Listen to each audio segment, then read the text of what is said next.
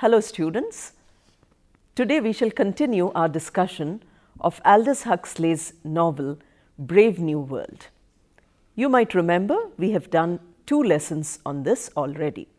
2 more lessons on this novel will be taken up. In the 3rd lesson we are going to begin with chapter 6 because we have completed up to chapter 5. We also discussed earlier what is utopia and what is the need for writing science fiction in the 20th century.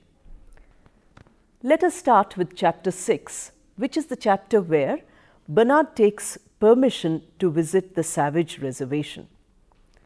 Earlier, you might remember that we had discussed Bernard and Lenina are planning to go for a holiday to the Savage Reservation. Not everybody can go there. Only an Alpha Plus can get permission. Bernard is an Alpha Plus and he chooses to take Lenina along with her. But Bernard's behavior is sometimes very unusual. He is not like the people of the New World who don't think or who don't rebel. Bernard is a rebel. This we found out in the earlier chapters also. In this chapter, there are 3 different parts of action taking place. One part is where Bernard and Lenina discuss their forthcoming holiday. Lenina insists on freedom and happiness. She says, I have the right to be free and I have the right to be happy. Bernard does not agree with all this. He has different ideas, subversive ideas. So their argument is one part of this chapter. This is chapter 6. The second part is where Bernard goes to take permission from the director of the hatcheries. You might remember that Tomakin is the director of the hatcheries. When Bernard goes there, Tomakin tells him in a very nostalgic mood that he had also gone to the Savage Reservation as a young man and he had taken a Beta Plus called Linda. Unfortunately, Linda expected a child when she was in the reservation. And as we discussed, motherhood is not allowed in the New World. So Tomakin came back without Linda. Of course, he does not say all this to Bernard, but Bernard guesses it. But suddenly, looking at Bernard's attitude, the director gets upset and thinks that this man is to be exiled. He is not behaving in a conformist attitude of the people of the reservation, so he should be exiled. There is also a 3rd part in this chapter, and that is when Lenina and Bernard have taken a rocket and come to the New World, they meet the warden of the reservation. In the New World, they travel from one place to another by what is called as a transatlantic rocket. Because the Savage Reservation is in America. They are going from England to America, transatlantic rocket. So the warden tells them about the reservation. He says that it's a wonderful place and you will enjoy your holiday. Look at the irony here. It is almost as though Huxley is saying that it's like us going to a zoo. Don't we go to see wild animals? He is describing like that. This is where the chapter ends. We move on to the 7th chapter now, which is the actual visit to the reservation. Bernard and Lenina have now come to the reservation. Lenina is a little scared as to what will happen. She makes a terrible mistake, and that is she forgets to bring her ration of soma. Soma is the drug which does not have any after effects. So the people of the New World constantly use soma to escape from unpleasant reality. The Savage Reservation is unpleasant reality. Therefore, her forgetting to bring soma is a terrible mistake. The first thing they see when they come here is a ritual where a young boy of 18 goes round a snake pit and he is constantly beaten by another man with a whip. This is a typical ritual which happens very often in tribal cultures, where you enjoy suffering. You are supposed to be purified by suffering. But Lenina is completely shocked. She becomes hysterical. She cannot bear this sight. Suddenly, they meet a blonde, handsome young man whom they think of as the savage. Actually, his name is John. He comes and introduces himself. And his mother also comes. The mother is Linda. Nobody knows now who is John and who is Linda. In the later chapters only we will come to know. But Bernard is surprised, and he is, very keen to know more about John's life. Linda comes, she's old, she's fat, and she's filthy, and hugs Lenina. Lenina feels extremely uncomfortable, and she's desperate to go back to Santa Fe, where in a hotel they have booked rooms. Santa Fe is civilization. The savage reservation is considered to be uncivilized. You can see how Huxley is making a comparison now between civilization, that is the New World, and uncivilized behavior, that is the 20th century world. But the irony is very powerful, because Huxley says a future scientific world will be very dangerous, which will take away your freedom, it will take away your individuality. You won't be human beings anymore.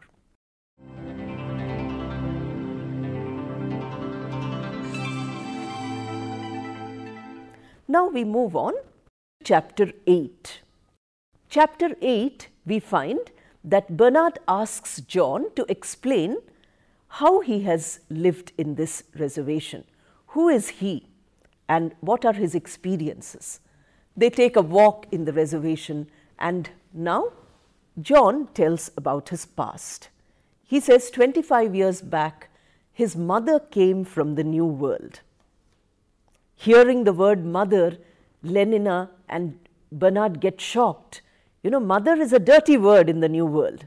You can't use it. But John keeps saying, he says, my mother doesn't allow me to call her mother because for her it is a taboo. I call my mother Linda. Linda, when she comes here, she brings the morality of the New World. The morality of the New World is promiscuity. So she associates with all the men in the savage reservation, and the women come to beat her up. Linda wanted to teach them sanitation. They don't allow that too. They feel that these things cannot be taught to the people. Then we find that John also describes his childhood. He says how he used to feel very insecure when his mother met all these men. He wanted to get rid of them, but he could not do it. The mother used to often sing to him, but the songs were the songs of the New World. They were not the old songs, the songs of the reservation. Also, the mother would make him read the manifesto of the New World. There is no literature in the New World. There is only the New World manifesto. So John used to read. Suddenly, John found a very old book of Shakespeare. So he read Shakespeare, and now he has become completely conditioned by the plays of Shakespeare. He keeps quoting Shakespeare throughout the novel, starting from now. As I told you earlier, the title Brave New World is also borrowed from one of Shakespeare's plays. Now again, John quotes these words. The words of Miranda are quoted by John here when he sees Bernard and Lenina. So we find that John is very idealistic, and his idealism comes from the literature of Shakespeare. Bernard and Lenina don't know Shakespeare because in the New World, no Shakespeare is read.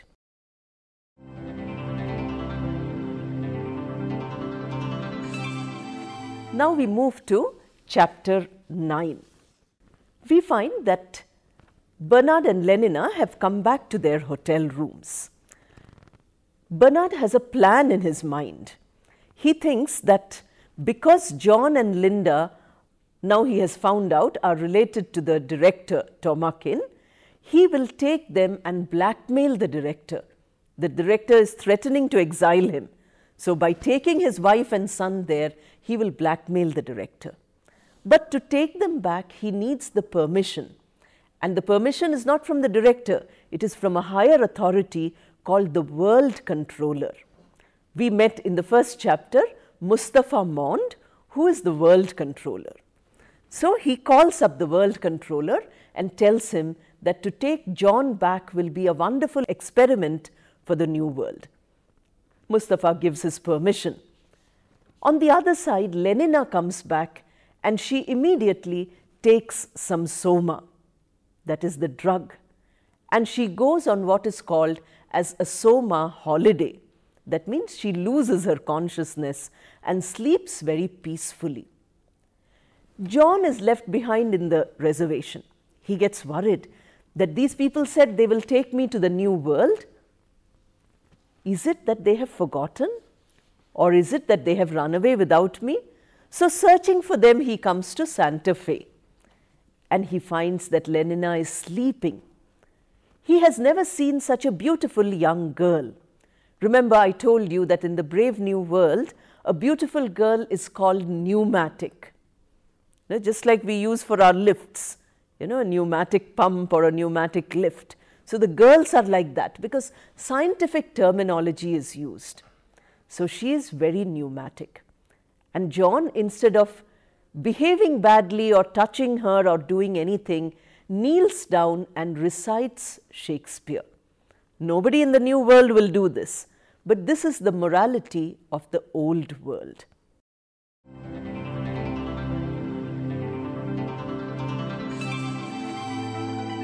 Now we move on to the 10th chapter of this novel. The 10th chapter begins exactly like the first chapter in the hatcheries and conditioning center. Here children are decanted from the test tubes and they are conditioned to behave according to their caste or their level of intelligence. We meet two people. One is the director, Tomakin, and the other is his assistant, Henry Foster. We've already met Henry Foster in the first few chapters, you might remember. Tomakin is telling Henry Foster that he's going to take very serious action against Bernard, so he has called a meeting in the fertilizing room. Now look at the setting, the fertilizing room. He says that the fertilizing room is important because this is where babies are manufactured.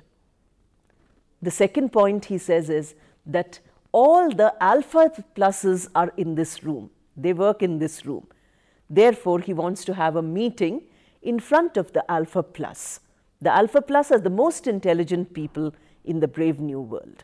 Bernard comes into this room because it is his trial. But he hides Linda and John in the corridor. He doesn't allow them to come in. And once Linda and John are there, he has a weapon in his hands. He's going to bring them. Tomakin gives a long speech by saying that Bernard is behaving badly. He is not conforming to the rules of the new world. He should be punished. And how he will be punished, now he has to choose. Do you have anything to say? Typically like a court of law, I'm sure you've seen how in the court of law, the culprit is asked, do you have any desire? Bernard takes this opportunity. He says, please give me 1 minute, and calls Linda. As soon as Linda comes in, she rushes and hugs Tomakin. Everybody is shocked. Some of the young people there feel terribly nauseated by this display of emotion.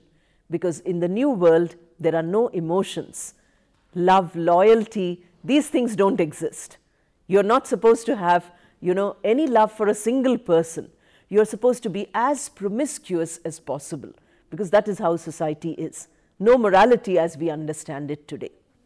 Immediately John comes, kneels down and calls Tomakin father. Now the director is completely unmasked. Out of great shame, he rushes out of the room and we find that Bernard has triumphed. He cannot be exiled now.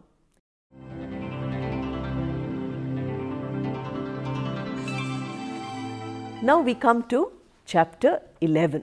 Chapter 11 begins with all the responses to the unmasking of the director. In the previous chapter, the director had resigned.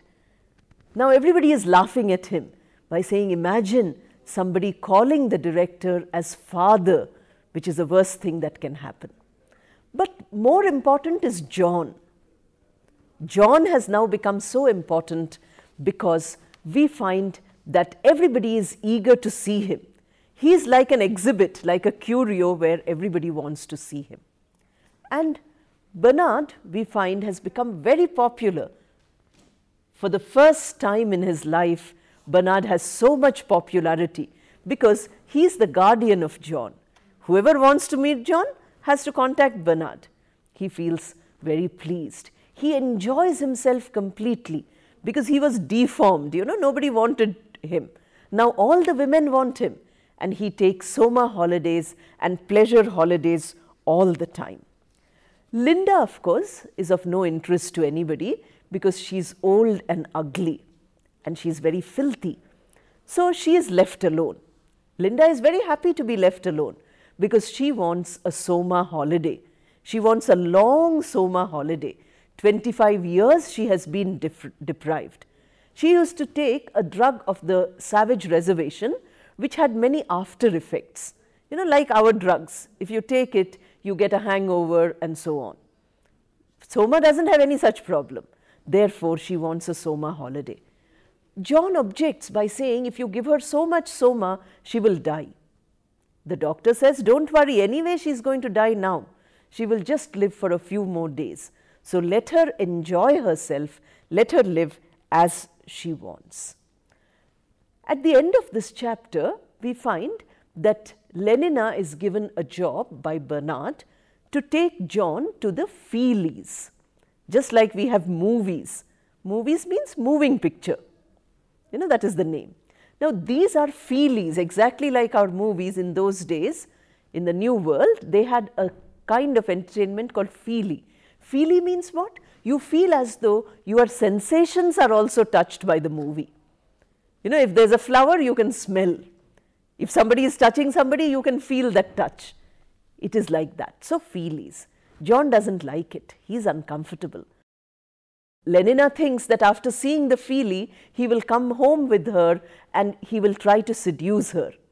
But John doesn't do any such thing. He leaves her and goes home. In her disappointment, Lenina takes a lot of soma.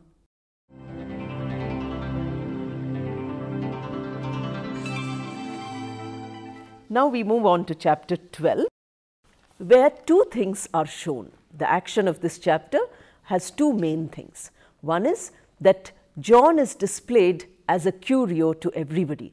Again and again, John has to show himself to people.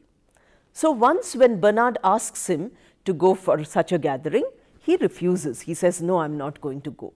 Bernard goes alone and everybody curses him by saying, how did you come alone? We are not interested in you. We are only interested in John. Lenina also comes here to this meeting wanting to meet John because Lenina is attracted to John. John is also attracted to Lenina, but in an old world sense. Lenina thinks that it is because she is here that John hasn't come. She feels a sense of guilt. In the meantime, Bernard, if you remember, had a friend who was the emotional engineer called Helmholtz Watson. John meets Watson and they become very good friends because Watson writes, apart from writing the conditioning scripts, he also writes some experimental verse. He reads it out to John. John enjoys this and he says, would you like to listen to Shakespeare? He reads out Shakespeare. Watson is very disturbed by Shakespeare. He says, these are ideas which are not there in the New World. But then his conditioning is powerful. He's an alpha plus of the New World. So he says, no, Shakespeare is ruled out. I don't want Shakespeare. Now we find also in this chapter the world controller, Mustafa Mond. That is the second action. First action is John's action. The second is Mustafa Mond. We find that he is busy working. What does he do? He controls the world. we are shown how he controls it. He says that a paper has come to me giving a beautiful biological theory. I know that it's a brilliant work, but I cannot allow it to pass. You know, brilliance is not allowed in the New World, because if you're brilliant, then you are subversive. You can't subvert what is there. So he says, he throws these brilliant papers into the waste bin and says, such things are not allowed. The New World allows stability. It does not allow individuality.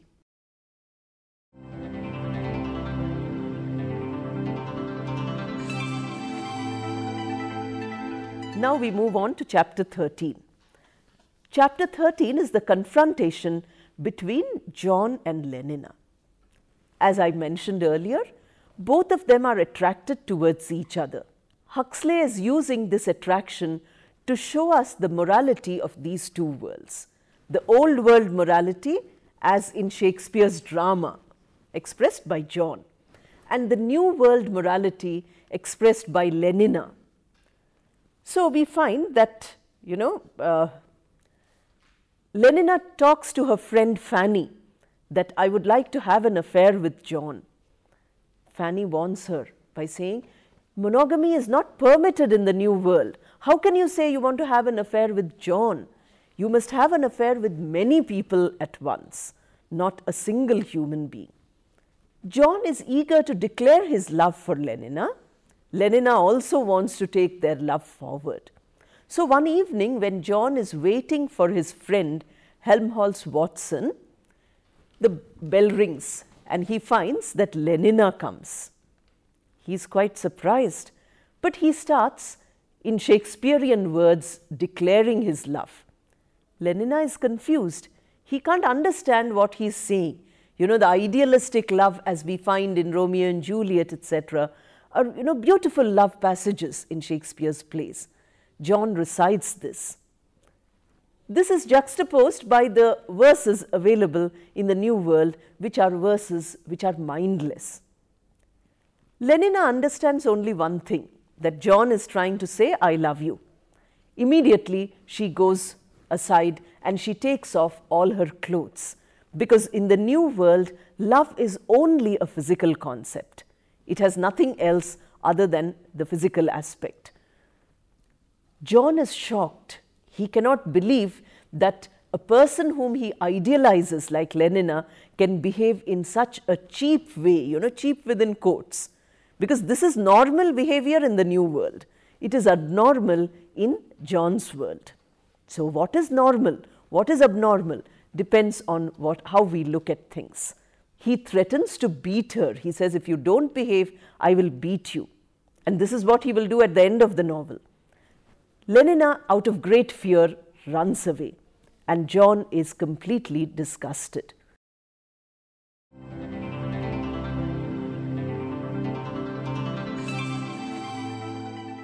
Now we come on to the 14th chapter, where we find the death scene of Linda. In the last chapter end, a phone call comes to John, and John rushes off. He's called to the hospital where people are dying, what is called as hospice. The terminally ill person is kept there. John goes there and finds that Linda cannot recognize anybody. She is not conscious at all, but he tries to introduce himself. She mistakes him for one of the men whom she had a relationship with. The name is Pope, but he says, no, I'm your son, I'm John. Hearing the words mother and son, the nurses get very shocked because they have no vocabulary like this. Suddenly, children are brought into the ward where Linda is dying, because this is called death conditioning. Usually in the old world, when somebody dies, we cry, we feel terrible. In the new world, death is supposed to be wonderful. So as soon as a person dies, the children are given chocolates. They feel very happy. So they keep waiting for people to die. Death conditioning. Seeing their callous attitude, John is shocked. He says, get out of my mother's room. The nurses say, if you talk like that, we will send you out. Since John is shouting and, trying to tell Linda, I'm your son, suddenly Linda breathes her last. John feels guilty that maybe I have killed my mother. And out of his frustration, his guilt, his sorrow, and his disgust with the new world, he rushes out of the room into the corridor. I'll give you a little time to ask a couple of questions, but remember, we have one more lesson on this brave new world. Would you like to ask a question? In this case, when there is a place when people laugh at John, people laugh at Bernard, because they curse him, okay? So in this case, laughing is also a sort of exhibition of emotion. So how can how can you expect people to laugh, when they're in a new world? They should be very much rigid and, emotionally very bankrupt and all. Okay, let me now go back a little and tell you that in the new world, there are only pleasures. Okay, there are no pains. So any emotion which involves pleasure is a legitimate emotion. Okay, but then what about love? Love also gives a sort of pleasure, no? It doesn't give, because it gives more pain than pleasure. All literature, love, yes, they are allowed to love, but not a single individual. Okay. They are not allowed to be loyal to a single person. So it's just the physical aspect of love. Yes. Okay. Okay, that's a very good question, because emotion which creates, a lot of investment is an emotion which is not allowed. Okay. Where you don't have to invest anything in an emotion, it's a wonderful emotion. You can enjoy that emotion which is, permitted. But where it comes to seriousness, where it comes to, rigidity, the term which you used, this is not allowed. Everything is superficial. You can't have anything which is deep. Okay, anybody else who would like to ask a question? All right, I think we can end this lesson here. You still have a chance. One more lesson is left on this.